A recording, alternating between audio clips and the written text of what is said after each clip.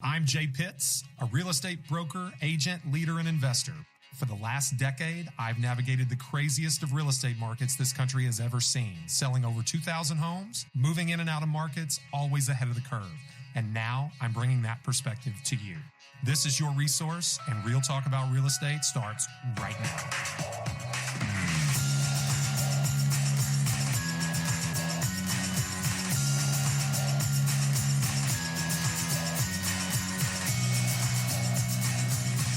Hey everybody, welcome back to Resource, Real Talk About Real Estate. I'm Gabe Pruitt. And I'm Jay Pitts. And we are back again today with another episode. Jay, recently there was a team meeting that was had here in the office. And it was pretty timely because we're getting to that point in the year that happens every year where people start to see fall come in and temperatures start to drop, leaves start to change. And everyone assumes, rightly or wrongly, that it has a big effect on real estate markets. And it's kind of this time of year where we expect the markets to shift a little bit. So today I wanted to talk to you a little bit about the shifting market and how it might affect agents around this time of the year and some things that we need to be on the lookout for. No, absolutely. I mean, I think that's apropos. Like there is always this sense of excitement when a new year begins. And it's not just, I think it's ever present across industries, but in real estate, it's specifically palpable, right? You turn the new year. December is traditionally a slow month with a lot of people, for a lot of agents out there, not for myself. It's always been one of my best months, but for a lot of agents out there, it's a slow month. It's a time with family. There's, not a lot of people wanting to move around the holidays, et cetera. But then you turn that corner and the first of the year kind of begins the thought process surrounding buying or selling real estate. And so agents are prospecting. They're full of renewed vigor and new goals and new discipline and all these things, right? And, before the year is over, there are the signs, well before the year is over, I should say, there are the signs that, okay, well, maybe I need to stop worrying about what's going to happen this year and start thinking about what could happen next year, right? And that's kind of the place that we're in. It's September. It's gone by in a flash, and here we are. And we're already talking 2019 goals. Yeah. So a shift in and of itself can occur. A weekend in a month. It can be a month of a year or a season, of a year. Or it can be a whole year of a recession, correcting from, a surplus kind of economy. So, there are always macro and micro shifts happening. Right. So, we can talk about both because I think they're both at play. And another thing that you mentioned that's probably worth talking about, it's interesting, when we talked about this on the show before, how the kind of lull in the winter is a perceived thing more than an actual thing. And you said, a lot of agents, they struggle to find business in the winter, but for you, that's been one of your most successful times. And our team, we've always done pretty well in the winter. Absolutely. So how much of it is actually the shifting market and how much of it is a shifting mindset, do you think? Oh, it's normally it's a shifting mindset. Yeah. Normally. I mean, I don't even know if normally is the right way to put it. The majority of the time, there is more of a perception of a shift than an actual shift. Now, at the same time, that's about really a function of like how pronounced that there is always a shift happening, Gabe. Always. The earth is always spinning, right? Like the ground under our feet is always ever so slightly moving. Both figuratively and literally, I guess. But figuratively, as it pertains to real estate, the landscape is always changing. Yeah. Okay, that's what this show is about, is talking about those changes, right? If we're talking about the market and how brisk it is, which is, I think, generally what most people identify as the market. Sure. There's always a shift happening. Sometimes it's a lot faster than others. I think the way that most agents perceive it is that they always perceive it as moving faster than it is. Right now, though, I think we're on the precipice of a shift happening a lot faster. Okay. And what kind of shift? What direction? Well, we've had it really good for a long time. Yeah. And that may be hard for some people to swallow because what came before was so bad for so many. Okay. But we've had it literally probably since 2011. We've had an inclining market. We're going into 2008, 2019. We're finishing up 2018. I mean, 7 solid years of inclining markets. Yeah.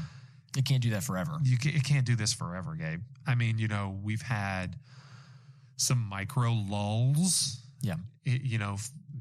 Right in there in the mix. I think, 2016 was a good example. Fall of 2016 was pretty slow. Fall of 2017 was very brisk. But there have been some lulls, man. And so what kind of shift are we on the precipice of? A more pronounced slowdown. I think continued growth, and I'm not, Nostradamus here. Yeah. But I think growth is still in order. Price appreciation is still in order.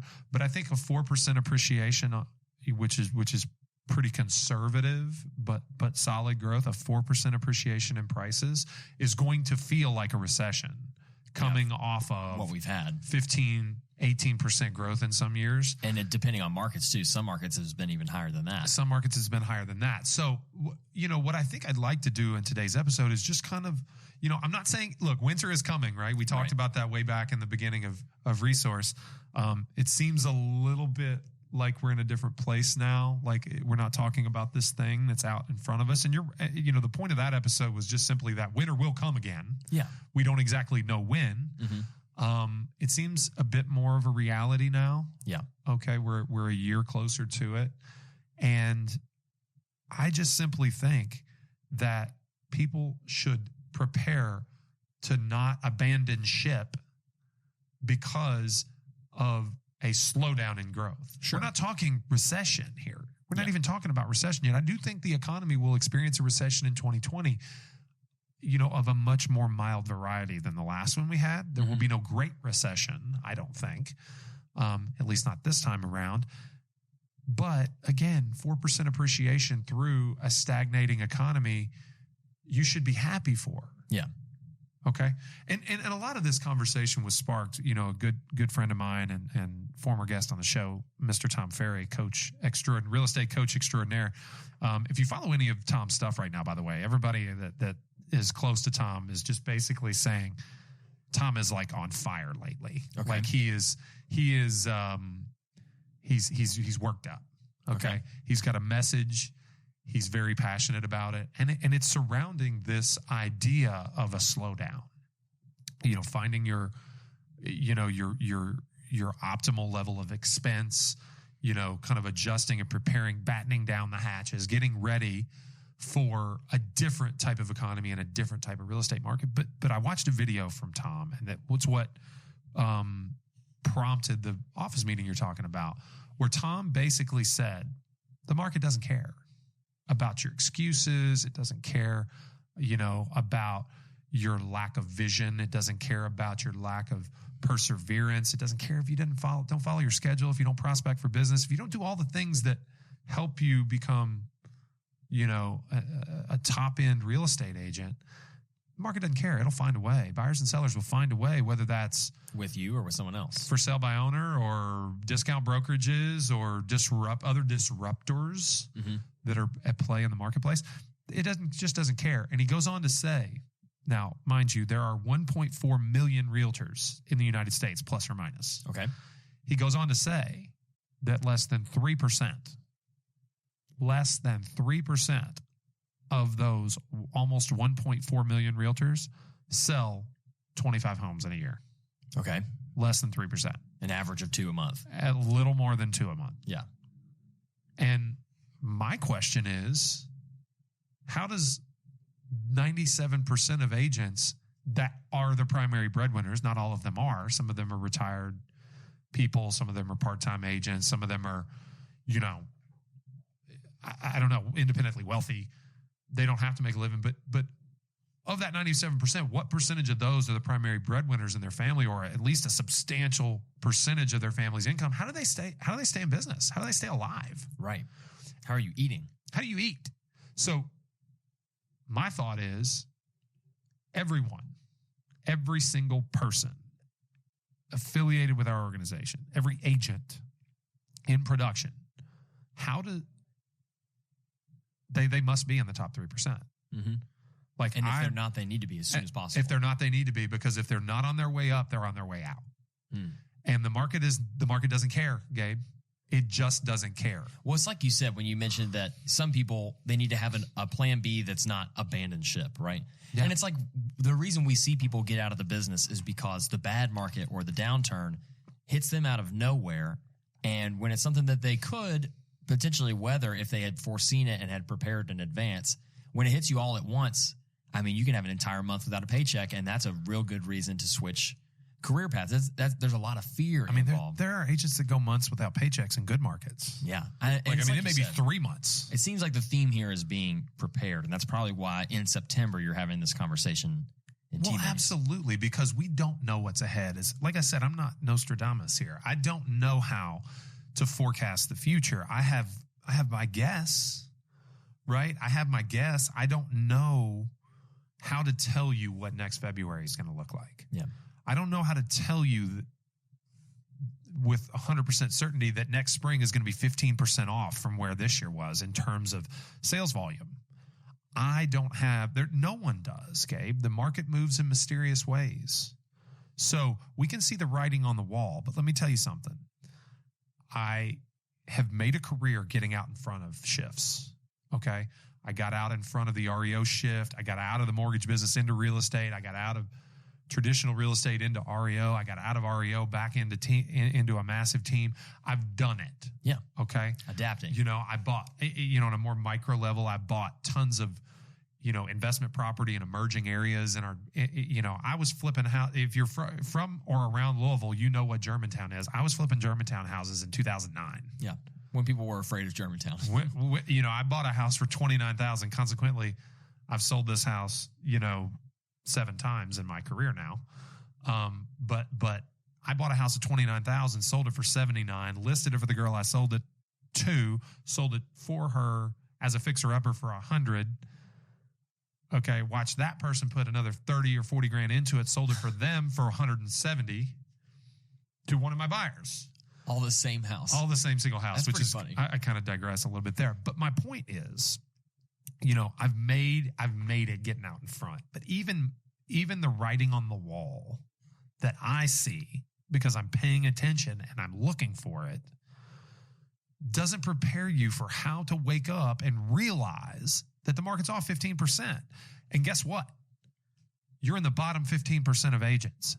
You are out of business. Yep. Every year it gets culled. Just whoosh, done. Yeah. And I think there is an epidemic, and a lot of our episodes have touched on this. There's an epidemic of ill-prepared agents. Do you know, Gabe, that, any idea on, the percentage of agents that are nearing the end of their career in this business? No. What would it be? Take a guess. Well, we talked about 97 versus 3%. It's got to be more than half. Nearing the end of their career, though. Okay, so how about this? Let's put this a different way. What would you guess the median age of a realtor in the United States is? It's probably higher than you might expect. I'd say in their 40s. Is that close? 54 years old. Okay. 54 years old. Which is nothing wrong with being in real estate at that age. That's not what I'm saying. No, there's nothing wrong with median. Okay, so let's start compounding some reasons here. Okay. 54 years of age is the median age of a realtor in the United States. And we're talking about shifts here. Mm-hmm. Okay. The median level of experience for a 54-year-old realtor, or for all realtors, okay, with the median age of 54, yeah. The median age is 10 years. Or the median experience. Median level of experience is 10 years. Okay. Okay. So is that says a lot. Okay. Mm-hmm. But here's what I'm going to tell you. That tells me that the industry is by and large made up of 2 segments. Okay. It's made up of the older segment, we'll call it. Okay. With substantially more experience than 10 years. Okay. 20, 25, 30, sure. 35, 40, lifers, people that have made their career business. out of real estate. That are, median age of 54. But most of those are actually, the older group is actually far older than 54. Mm-hmm. Yeah, if 54 is the median. We're talking about median's not average now. Yeah. Understand me, folks. We median line up versus all mean, yeah. median versus mean, average, mean. We line everybody up, and we take the person that's in the middle. If you've got 100, you're looking at number 50 in the line. Number 50 in the line. Okay. So you have an older segment, has substantially more experience than 10, and is substantially older than 54 even. Okay. And then you have this very large younger segment that has substantially less experience than 10 and is substantially younger than 54. Right. Okay. Leaving the median at 10 and 54. What I believe is that there is a huge part of that younger segment that has never seen a bad market. They got in post 2011. Sure. They're less than 7 years in the business. They've never seen a bad market. They've built bad habits. They've not been mentored properly. They didn't prepare. They're not prepared for a shift because they don't even know what a shift looks like. Okay. So I have two concerns for our industry. Okay. What do you think is going to happen to the older segment when we do have the next substantial shift that we can't control? Yeah. What do you think is going to happen? They're going to start to phase out. They're going to phase out, right? Yep. They're retiring. Because they've made their bones. Yeah. Right. I mean, they've been in real estate for 25 years. Why grovel through a bad market again when they're just ready to hang it up? Yeah, exactly. Especially if they're substantially older than 54, which is what I'm positing here, right?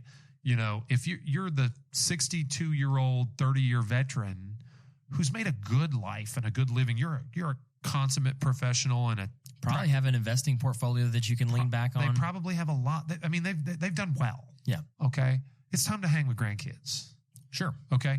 They're going to ride off into the sunset, leaving a pretty substantial hole in the market, right?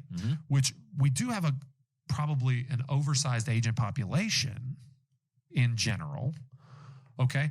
But a big substantial portion of the production is going to be left to the younger segment that I discussed a minute ago, of which they're still trying to figure out what all's going on around them. They're still trying to figure it out. And how are they going to weather the storm? They haven't made their bones yet. Like, they've just, because of overcrowding and competition and shifts and disruptors and all these things in the marketplace, in a good market, they haven't even figured out how to excel yet. Right. Okay. So yeah, there's going to be some business available left by the exiting older generation.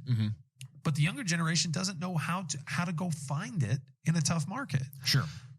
So their income drops. Yeah. Okay. So now think about this. What's that? I mean, who does that leave?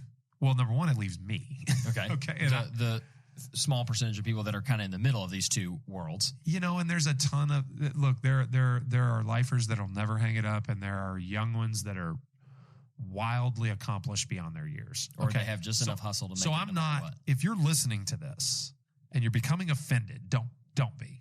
Right. Okay. I'm not talking to you. Okay. I am acknowledging some things that I have noticed, some things that I have observed in our marketplace. And I'm scared a little bit, okay, for the disruptors that we've talked about in past episodes, because this huge void creates tons of opportunity for disruptors. Now, in a bad economy, it hurts the disruptor, the startup, the whatever. It hurts them too. And if you are someone that feels stung by some of this, I mean, it's not meant to be an indictment. It's a warning. Right? No, it's a warning. Get ready. Yeah. Step your game up. You know what I always say, Gabe? Pressure makes pearls. Okay. Pressure makes pearls. So, and what I mean by that is when this happens, when the old guard starts to ride off into the sunset and the new emerging crowd of real estate professionals that are not prepared for this tough market starts to waffle and look for second jobs, and you know, those board dues start looking pretty expensive. If you are someone that is in the middle, okay, if you are one of those credible professionals that's wise beyond your years, that is credible and capable, you need to seize that opportunity. And this is where it gets a little bit challenging for people to stick with me. you're going to make more money in a bad market than you did in a good market. I want to talk about why that is, because this is something we talk about a lot, and it's definitely true. But when we go back to, the stats that you were talking about, 97 versus 3, that's incredibly disparate, right? What is the disconnect? Like, why is it not like 60-40? Why is it 97-3? Is it because the 3% is so elite and so hard to get into? Or is it because just an epidemic within the industry, everyone's apathetic to what actually has to be done to be successful? Okay, so let's talk about some bias in those numbers. Okay. Real quick. Okay. This is realtors only, not necessarily licensees either, right? No, this is realtors only. So, because it's an NAR stat.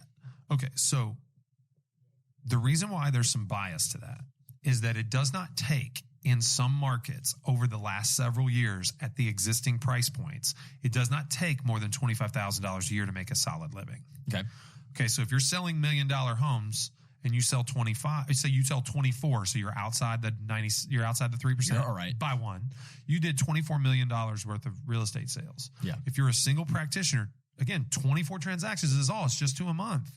Okay, 24 million. Okay, times 3 is 750,000 in gross commissions at a 3% commission.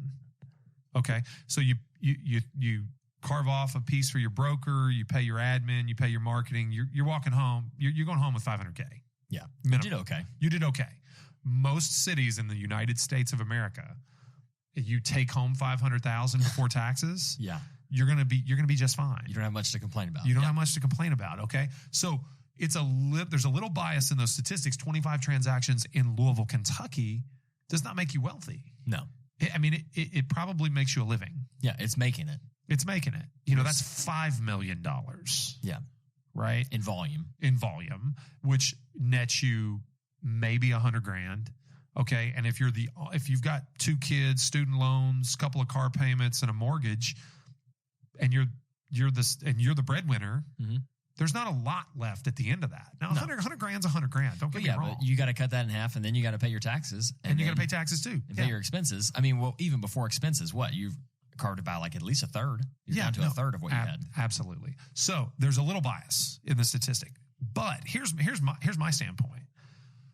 I'm going to invest my time in something that is worth my time. Okay. Why would I do something that, knowing how long it takes, how many hours invested at a certain level of success and credibility, how long it takes to do 25 transactions a year, why would I ever do less? Like, I don't care if I'm in South Beach, Miami, Manhattan, or Southern California, or Silicon Valley. How could you ever be content? How could you ever be content with less than 25 transactions a year? Like, I just don't get it. If you're the primary earner, you'd be better off working almost anywhere else, doing almost anything else. In certain places, yes. There's the argument on the market, right? There's the argument that 20 transactions in Southern California at $1 million apiece does you really well, and you have more sanity than I have, and God bless you. Sure. But my point is that I don't think this industry draws in individuals that are complacent with.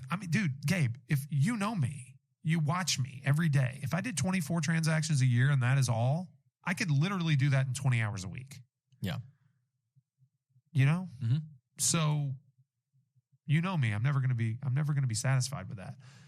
And if you plan to make it through the next shift, you shouldn't either. Okay. Now, again, we can accept all the independently wealthy crowd. Yeah. We're not talking to them. This show is for top producers. Yeah. Or aspiring top producers. Well, I'm so glad you mentioned that, because let's talk about what we're talking about really here. We're talking to 2 different groups of people with the same message. To the aspiring top producers hearing this, maybe they're having some doubts and some fears right now. Like, man, what did I get myself into? I didn't realize it was going to be so difficult to even make it worthwhile to do this business. And I think the answer is actually simpler than it sounds right now. It sounds pretty daunting, but doing the right things and doing them consistently, what we talk about always on this show, is how you get into the 3% stay. And I want us to talk about that in a minute. But like you said, we're talking to the top producer too, right? This is something, and typically the top producer is going to be a leader, whether it's a leader of a team or a leader of a small company or an office of 5 agents, office of 10 agents, whatever it is. earlier you talked about mentorship, right? And, we're worried about the younger generation of agents not having adequate mentorship to know what to do, especially when these older agents leave the industry. So in a minute, I want to talk about how do you get in the 3% if you're not there already?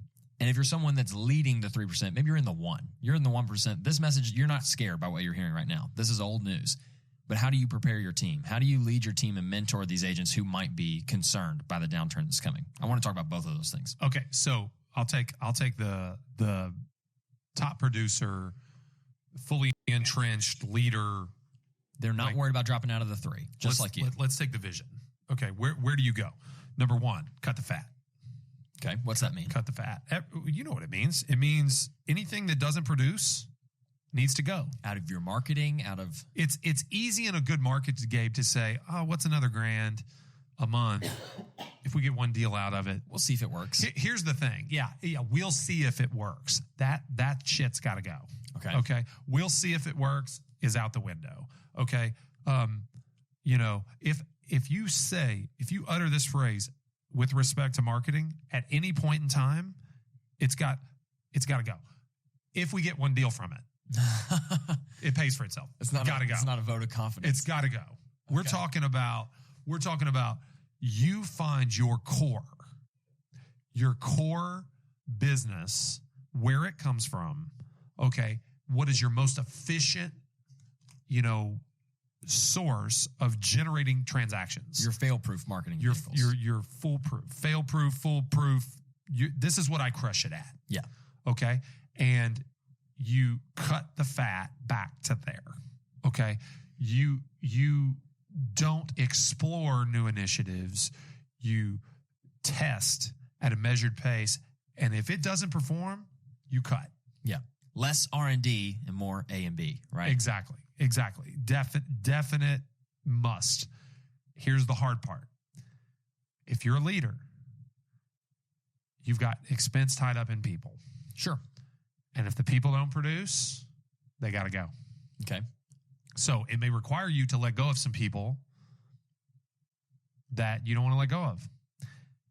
You have to really, really look hard at the value that every single person brings your organization. And trust me, and this is going to be a hard part for some people to swallow. You're not hurting them.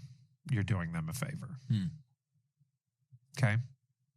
You're what do they call it when you fire a seller? You reintroduce them to the market, right? I don't know who says that. That's nice. But I like that. Reintroduce them. You don't fire a seller. You reintroduce them to the marketplace. Yeah. No, I mean, there are going to be roles that are not necessary, for most people, Now, I'm not saying you don't need a marketing person and a transaction person and a video person and this and that and the other. Our team, we need those things. Yeah, it's part of our vision. It's part of who we are. Yeah. Okay. But let me tell you something. The agent that's struggling to do 12 deals a year that just hasn't been able to get it together yet, that they might need to find another team. Or at least be warned so they understand why they need to find another team. Oh, they'll be warned. Another career. Oh, they'll be warned. They'll be warned. Well, yeah, so you've got that person, and that's what we're talking about with trim the fat, for lack of a better term. I mean, It seems kind of severe, but it does. What about your person that's almost there? They've got it. They've got what it takes, but they're just not over that edge yet. This is where the mentorship comes in. Not necessarily making the hard decision to say, sorry, you're not gonna survive this winter, but going to this person and say, I see the potential in you. Here's what you need to do. What's the thing that you give that agent? And this is also for our listeners that want to know this too. No. Okay. So you asked this a slightly different way earlier, but I think we're kind of driving at the same thing. Right. The person who hasn't quite made it yet, the one that has some doubt, that is worried or has achieved a small level of success and they're trying to continue to kind of climb that hockey stick, right, that we talk about of growth. Yeah, maybe they did like 15, 16 in their first year and they're looking to double it this year. So here's the very quick and dirty answer, right? Do the things that you know you should. Okay. Tom said it best in his video. The market doesn't care if you don't prospect. The market doesn't care if you don't follow your schedule. The market doesn't care about your excuses. Yeah. It's not going to stand around and wait for you to find motivation. The one thing, the single thing that has no place in a downturn market is a lack of drive. Okay? A lack of discipline. It exposes you. You understand? Yeah. There are people out there that have never seen it bad before, that have never put a sign in a yard, okay, and not gotten showings the first day. Yeah, that's all they know. That is all they know. Trust me, folks, this is not how it is. Yeah. Okay, now, there are some new normals. There are some things that have, I believe, shifted for good. Okay. There's some consumer sentiment and some things in our marketplace with the way that we do business now that, you know, usually the things you can tell if they're here to stay, because it's the thing that the old dogs are all complaining about. Mm-hmm. Okay. Or at least a good chance. You know, Zillow is not going away. I'm sorry to tell you. You know, Zillow is not going away. Discount brokerage is not going away. Yeah. These things might go through different iterations over time, but they're not going anywhere. They will go through different iterations. You know, when the market requires value, the people that don't provide it tend to hide. But as soon as the market recovers, they're back again really quickly. Okay. You know, Gabe, I don't know what to tell you, man. Like you gotta have the drive. Make the calls, show up. Yeah. Follow a schedule, be disciplined. I've told you, I've told everyone who will listen to me, and trust me, I've done a few things in this business. I've witnessed a lot. Every opportunity I have to level up in my career, it's all about discipline. And I'm a pretty disciplined person, and I'm solidly entrenched in the top 3%. Sure. Okay. But I still need to level up when it comes to discipline. You know? I mean, we all do. Well, everybody's human and no one is perfect. Right. So, I mean, the thing to understand is just that there's no place for a lack of drive or discipline. Yeah. Do the things you already know. And I think especially talking about doing the things you already know. One of the things that's great, especially in this office, when you have a team that maybe varies between like extreme top producers, heavy hitters versus the person that's working their way up that direction. We have a lot of communal time in the office where agents who are right on the precipice of getting into the 3 get to watch agents in the 1 prospect. And they're like, if they're prospecting, I should probably prospect. If the person that's making twice what I make a year is in here making phone calls, maybe I should do that too. And that's one of the best things if you're a leader of a team. I'm sure one of the best things you can do is expose your agents who aren't quite there yet to your agents who are crushing it and let them learn from their habits. No, absolutely. And you know, this is where the culture has changed in our industry, Gabe. You know, people don't understand how if you're in an office of you know the older generation that has been in it 3 years, like there's a good chance that, you know, collaboration and, you know, time sharing and, you know, group meetings and roundtable discussions and stuff, there's a good chance that that's just not the way things are done. Sure.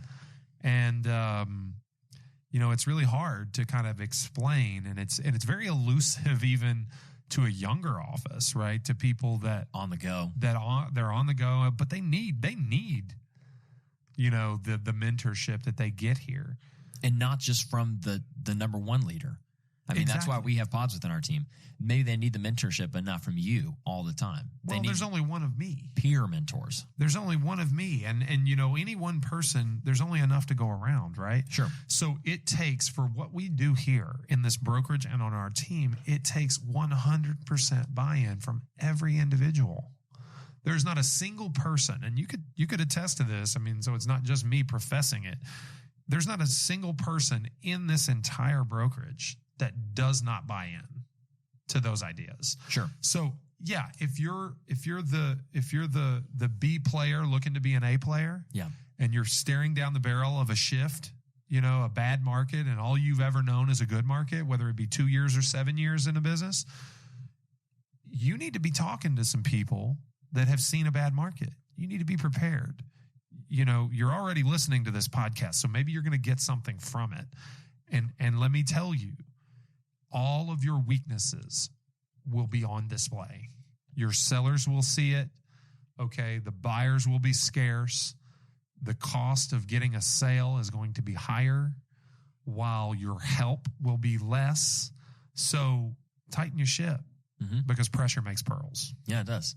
So I just, it's a very timely moment to be having this discussion, because for the first time in a long time, I don't know what next spring is going to look like. You know, forget December. Okay. I don't know what next spring is going to look like. Okay. I don't think we're looking at anything catastrophic. You know, it doesn't look like we're going to war with North Korea. So, right. You know, but we might. We might go to war with China. I don't know. The thing that keeps jumping out at me, whether this is incredibly related or not, the imagery that I keep seeing is like, you look at the news right now, we have 3 different hurricanes or tropical storms that are floating all around the world. And it's like, they're talking about evacuations a week in advance. And people in South Carolina, North Carolina, wherever they are having to reckon with the fact of whether they've prepared for something like this or not. And people are scared because they don't know what to do. They don't know where to go. And of course, you can't foresee something like that far out in the future, but it's about being prepared. That's what this is about. There's a storm coming, a proverbial storm in real estate coming. We don't know when it's going to hit, don't know how severe it's going to be, but you'd be much better off to know what you need to be doing every day to be prepared, to be able to weather something like that. Otherwise, if you learn about it the week of, you're going to be swept away. No, absolutely. And unfortunately, Gabe, the reality is that, you know, we're not the only place you can hear people talking about this, but people won't pay attention to this. Agents won't pay attention to this show. They won't pay attention to the other sources. Tom's video. They won't hear it. They don't want to hear it. You know, these are the same people that are completely okay with, you know, I'm trying to look for a good analogy, eating the fruit from the tree that is this good market, but not caring for the soil that the roots are buried in. Not planting any of the seeds. You follow what I'm saying there? I mean, I'm sorry if that was a bit like kind of airy, kind of out in it makes perfect sense. But that's just it. You know, what I view our task when it comes to this podcast is to care for the soil, right? I mean, I'm trying to educate not only our agents here, which all follow the podcast, and not just agents in our market here in Louisville, Kentucky, but agents regionally and nationally that pay attention to this podcast, to tell you, implore you, prepare yourself. Okay. And dare I say that those that don't will clear a way for those that do to make more money in a bad market than they do in a good one. We've seen it before, and we'll see it 10 times over. I mean, if you're lucky enough to be in this business long enough through up and down cycles, you'll see, you know, great saying. I think this was this Shakespeare that said, when there's blood on the streets, buy land. Maybe. Is that what he said? I think Shakespeare, we're going to have to fact check me there, but I think Shakespeare had a quote of saying, when there's blood on the streets, buy land.